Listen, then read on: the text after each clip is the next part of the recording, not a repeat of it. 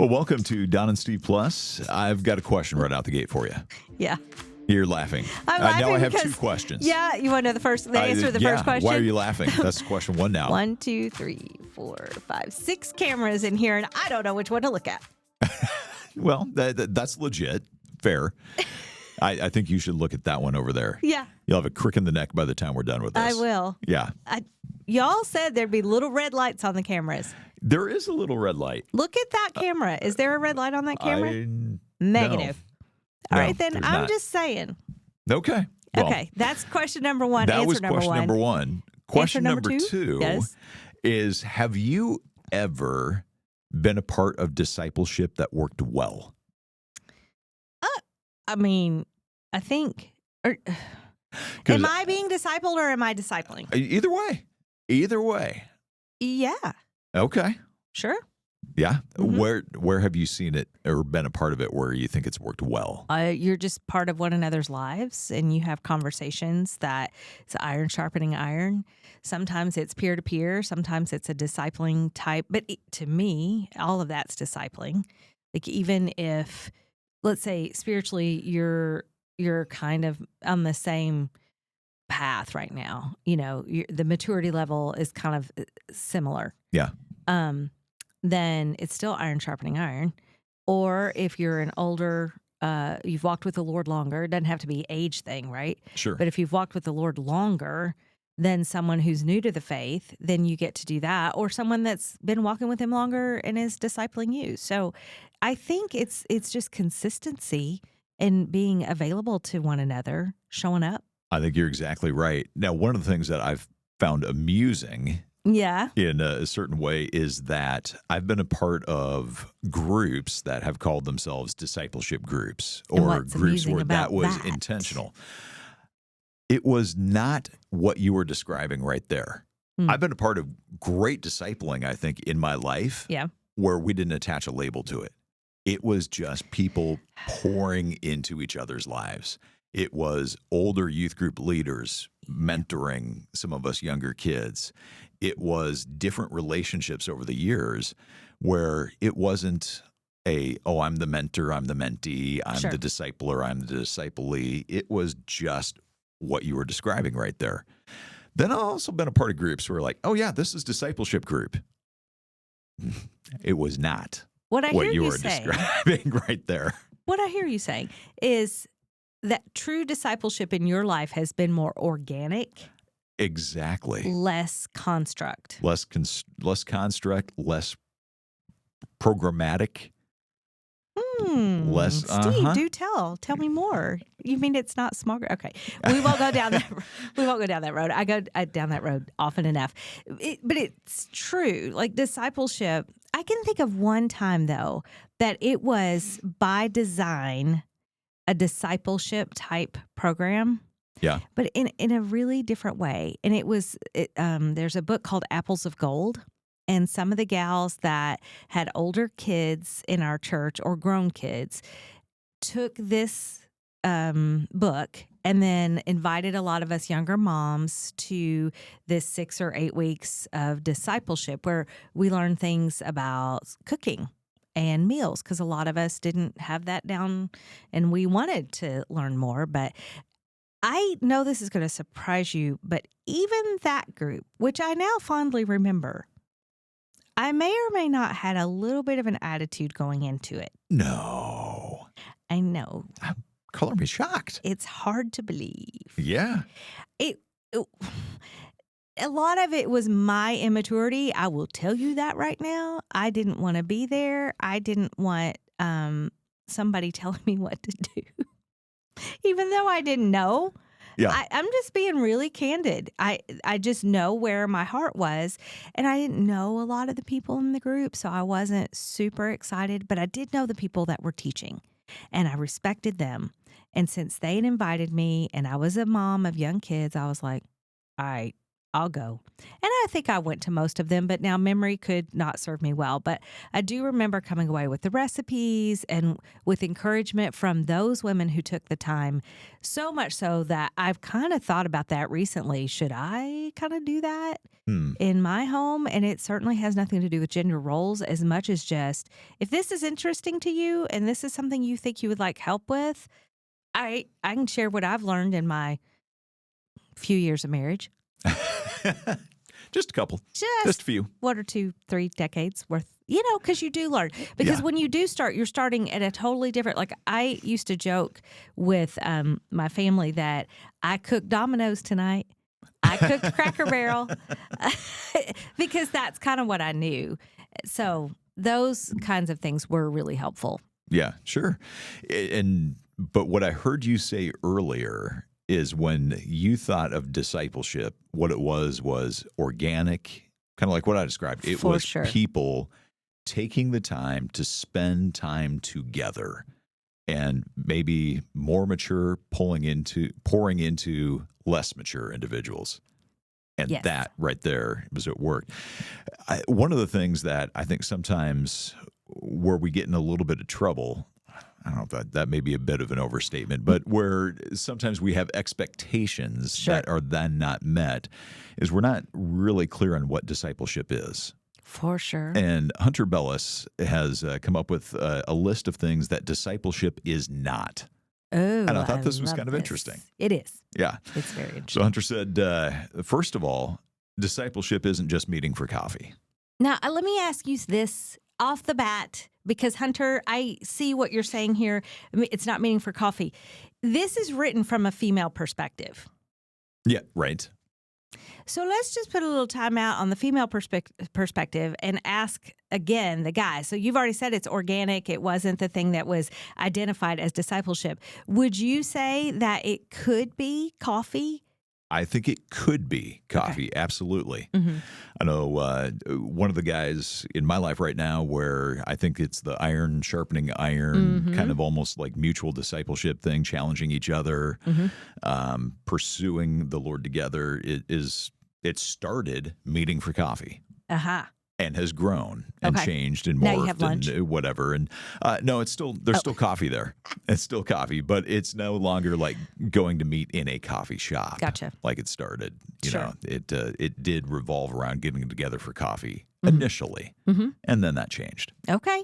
Yeah. All right. So now, what is it if it's not coffee? Because that's not the be all end all. And sometimes I think if we don't have that picturesque Instagram look, like older gal, younger gal sitting at the coffee shop, perfect, like we don't think it's discipleship. No, that's just we don't have an Instagram photo. We have discipleship if we're getting together in any capacity. And maybe that's where we have to shift our thinking. Because if you've got older kids and they're running here and there, and you've got to get them, maybe you invite that younger person to go with you and have Mhm. them ride along. One of the relationships I remember started with something that was kind of organized and moved to something that was organic. Okay. We were a care family. So there's a university here in the town in which we live. And way back when we first moved here, our church then did care families for MTSU college students, Middle Tennessee State University. So we were like, sure, that's one way to get involved. We'll be a care family. But it just like the students that came, we didn't click. Yeah. And again, it's that whole, are we forcing something here? What are we doing? So the freshmen wanted a place to go on a particular night of the week and watch, I don't remember, Survivor or something I didn't care a Yeah. whit about. But I was like, okay, we'll do that. We'll make chili on Monday nights and you guys come over here. And there was a sweet young lady that was quiet. Saw a lot of you and her, didn't you? No, but the opposite, I tend to go for. Yeah. So when I see a quiet person, I can remember doing this as a kid even, but when I see a quiet person, I want them to know that just because they're quiet, Challenge. they have value. Accepted. Yes, exactly. And I remember a few weeks in, she looked at me and she said, "Why are you always so nice to me?" Oh, that's a good question. That's funny. And if she's watching this right now, which I suspect she will laugh. And I said, because you're quiet and I want to get to know you and you have value and I'm glad you're here. Oh, well, then she became ours.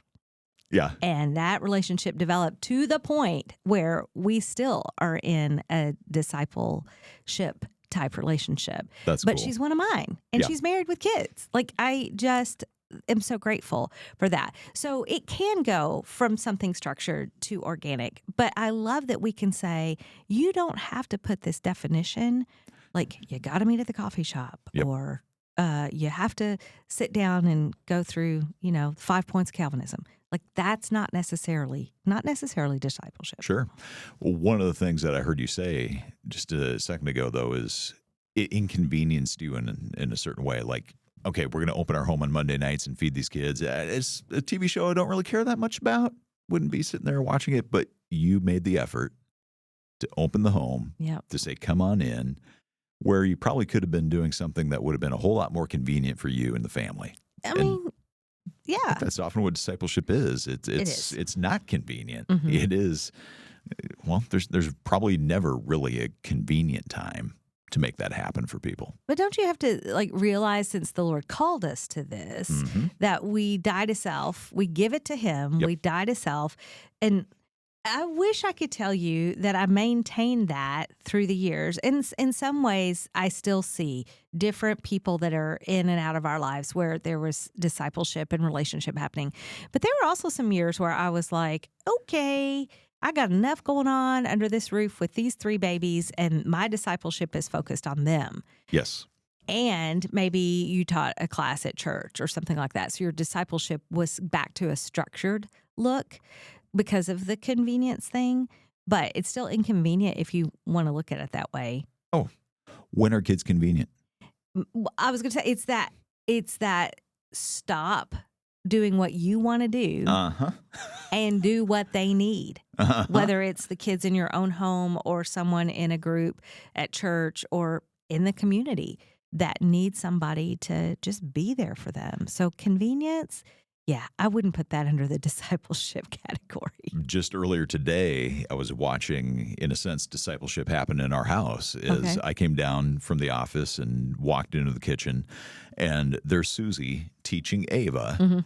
how to make sourdough and how to do this. yay. And, Yeah. while that is going on, It's so funny. there's all sorts of conversation about God, about life, Yeah. about friends, about Mm. whatever, and you see, again, discipleship just happening organically. Mhm. Yes, it's around the making of sourdough, which is a good thing for her to learn, Yeah.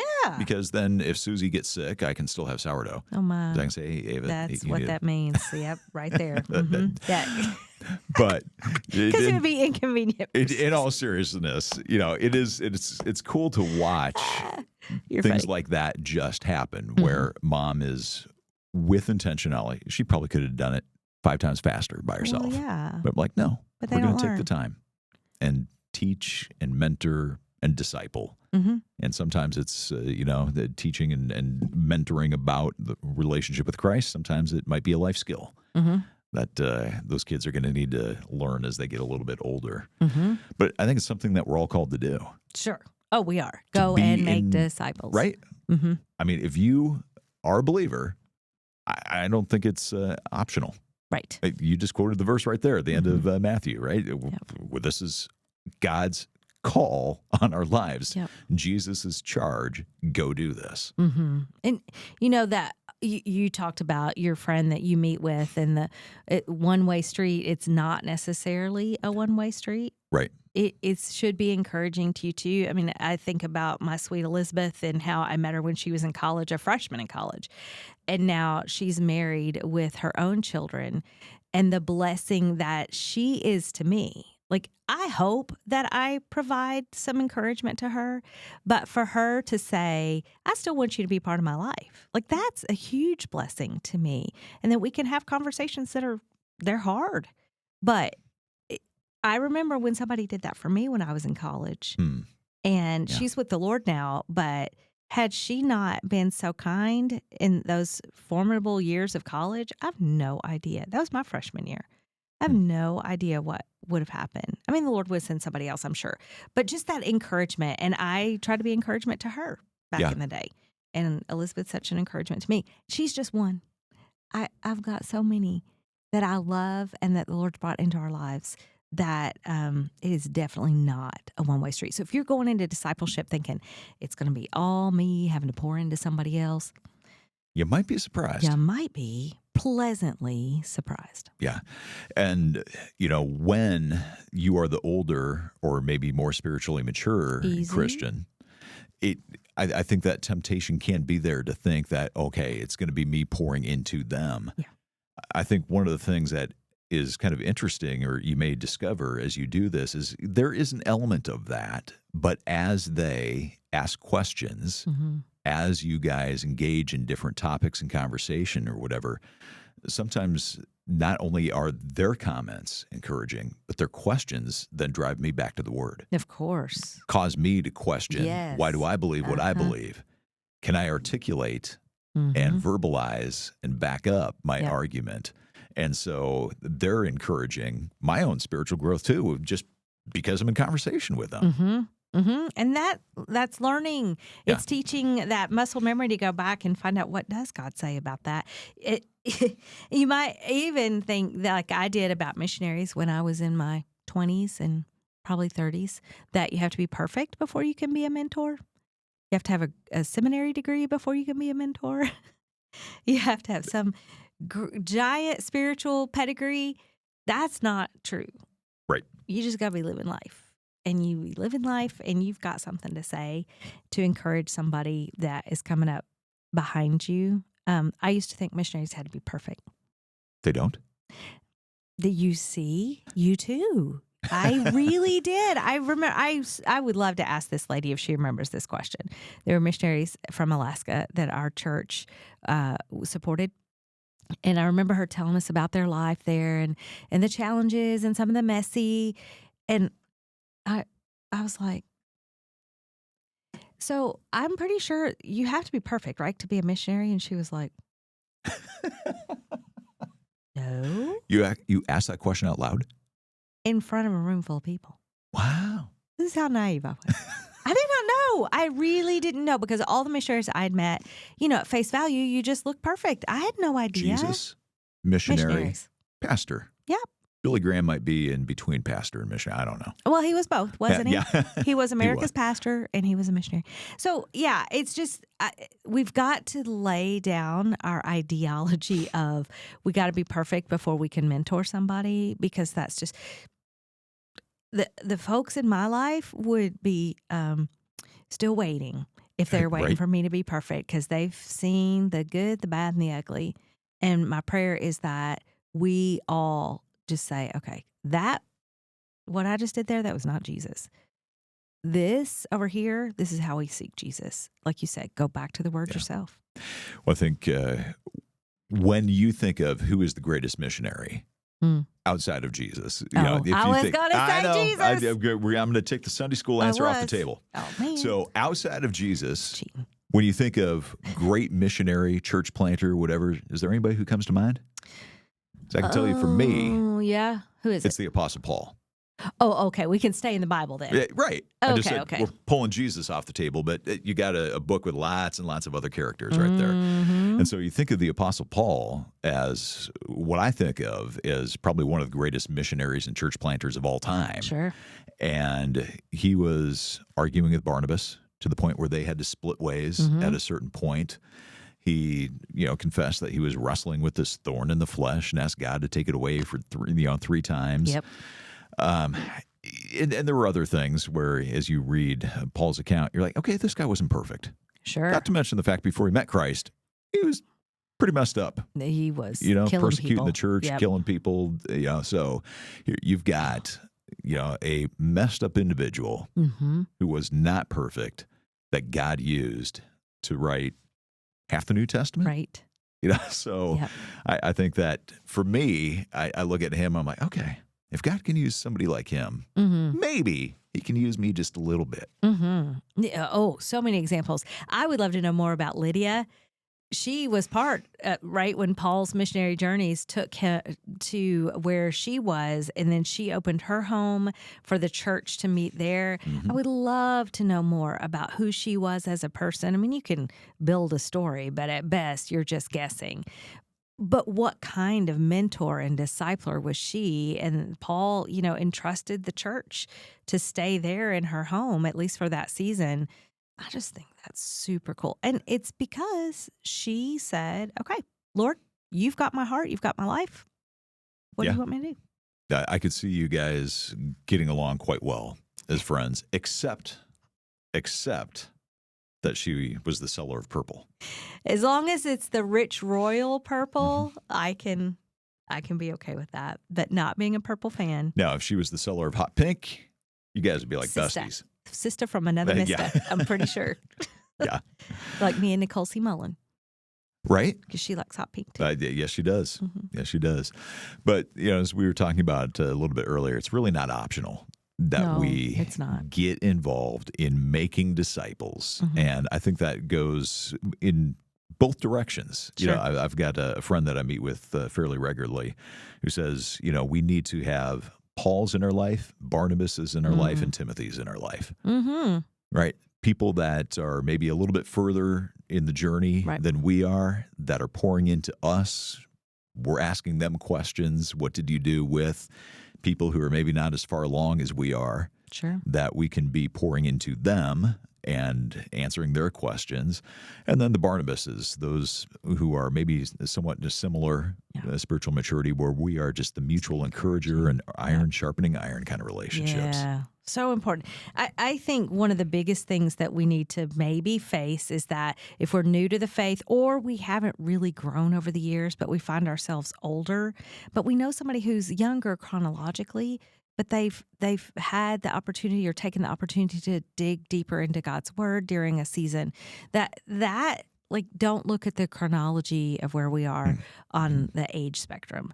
Look at how we can learn from one another, because we'll miss out on something if we look at just, well, I can't talk to her because she's younger than me. I've learned a lot from younger people. So much. I'm in a church right now where, for the first time in my life, my pastor's younger than me. Mm-hmm. That felt kind of weird the first couple weeks. Yeah. Welcome to the older club.